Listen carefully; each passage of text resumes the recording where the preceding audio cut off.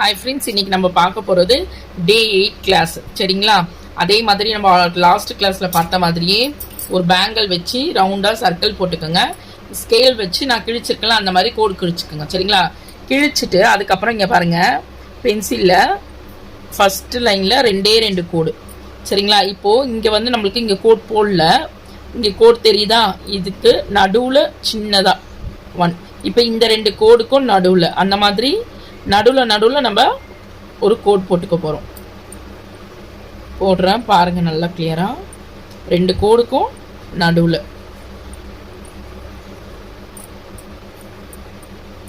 Stitch போட்டு பார்த்துட்ட பிறகு அழகாக இருக்கும். அப்போ உங்களுக்கு கிளியராக புரியும். பென்சிலில் போட்டாலும் ஓகே, பெனில் போட்டாலும் ஓகே. உங்களுக்கு கொஞ்சம் கிளியராக இருக்கிற மாதிரி நீங்கள் ட்ரா பண்ணிக்கணும். ஓகே ஃப்ரெண்ட்ஸ், இப்போ போட்டாச்சு. இப்போ இதில் எப்படி ஸ்டிச் போடுறதுன்றது நான் சொல்கிறேன். சரிங்களா? இது பாருங்கள், இப்போது இந்த ஃபஸ்ட்டு கோடு கீழே வந்து சின்னதாக ஒரு லாக் போட்டாச்சு. போட்டுட்டு அப்படியே அப்பில் கொண்டு போங்க. கொண்டு போயிட்டு இங்கே பாருங்கள், ஸ்டிச் எதுவும் போட தேவையில்லை. அந்த ரவுண்டில் பண்ணோம்ல ஆல்ரெடி அதே மாதிரி தான் இங்கே கீழே வந்துட்டு ஒரு ஸ்டிச் போட்டுடணும். அகெயின் பாருங்கள், இங்கே கொண்டு போயிட்டு இங்கே சின்னதாக ஒரு சின்ன ஸ்டிச் போட்டுக்கோங்க. போட்டு இங்கே மேலே கொண்டு போகணும். கொண்டு போயிட்டு இப்படி ஸ்ட்ரெயிட்டாக ஒரே ஸ்ட்ரெயிட் எடுத்துகிட்டு வந்தீங்கன்னா அது டைட் ஆகிடும். சரிங்களா? அதே மாதிரி சின்ன ஸ்டிச் போட்டுக்கோங்க.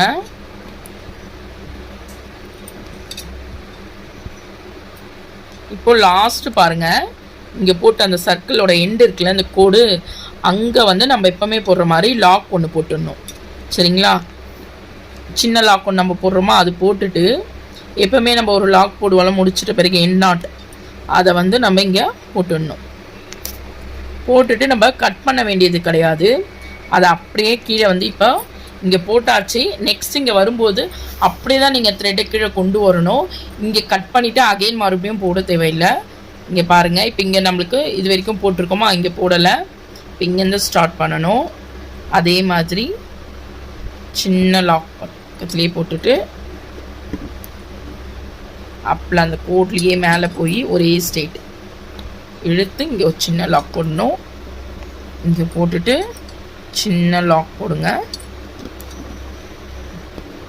ஓகே ஃப்ரெண்ட்ஸ், இது முடிச்சுட்டு எப்படி கம்ப்ளீட் பண்ணிவிட்டு எப்படி இருக்குன்னு காட்டுறேன். ஃப்ரெண்ட்ஸ் இங்கே பாருங்கள், நான் மோஸ்ட்லி இப்போ போட்டுட்டேன்.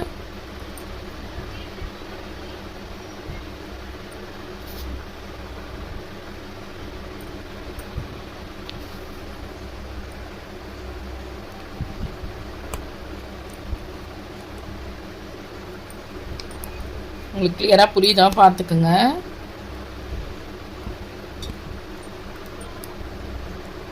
இது நீங்கள் ஃபுல்லாக போட்டுட்டு கூட நம்ம அந்த சர்க்கிள் இருக்குல்ல, அதில் சுற்றி கூட நம்ம செயின் ஸ்டிச் மாதிரி கூட நம்ம போட்டுக்கலாம்.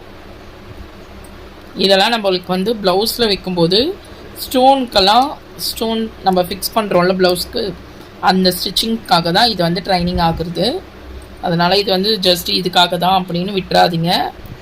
நீங்கள் நல்லா ப்ராக்டிஸ் பண்ணிகிட்டே இருங்க.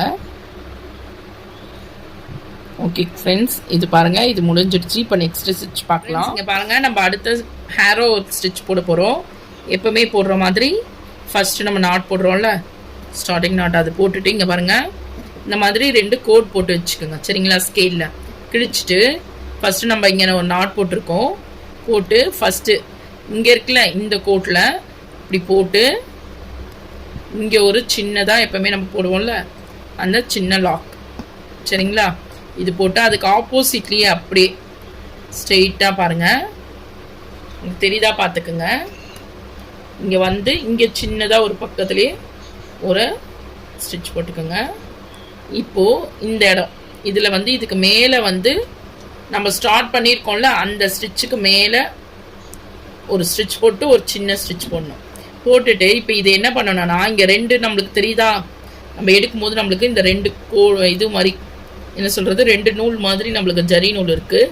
இப்போ இதை வந்து ஒரு ஜரி நூலை இப்படி இழுத்து, எவ்வளோ இழுக்க முடியுமோ இவ்வளோ இழுத்து இந்த இடத்துல ஒரு ஸ்டிச் போடணும். போட்டு கீழே சின்னதாக ஒரு லாக் போட்டுக்கோங்க. போட்டு அகைன் அதே மாதிரி இந்த பக்கம் ஒரு போட்டு இங்கே ஒரு ஸ்டிச்சு, அப்படியே ஆப்போசிட் சைடு. நீங்கள் வந்து இது என்னன்னா ஆப்போசிட் சைடு போடணும். சரிங்களா? உங்களுக்கு தெரியறதுக்காக நான் டர்ன் பண்ணுறேன், பார்த்துக்கோங்க. இப்போ நெக்ஸ்ட்டு போடும்போது இங்கே போட்டிருக்கோம் தெரியுமா, ஸ்டார்ட் பண்ணதுக்கு மேலே இப்படி போடணும். போட்டு அதுக்கு மேலே சின்ன நாட் ஒன்று போட்டுட்டு அகெயின் இந்த ரெண்டுத்துக்கும் நடுவில் நல்லா இப்படி இழுத்து இங்கே ஒரு ஸ்டிச் போட்டு சின்ன லாக் போடணும். ஓகே ஓகே ஃப்ரெண்ட்ஸ், இது ஃபுல்லாக பாருங்கள். ஒரு சின்ன லாக்கு, அப்படியே ஸ்ட்ரெயிட்டாக ஒன்று, அது பக்கத்துலேயே சின்னதாக லாக் ஒன்று போட்டுக்கோங்க.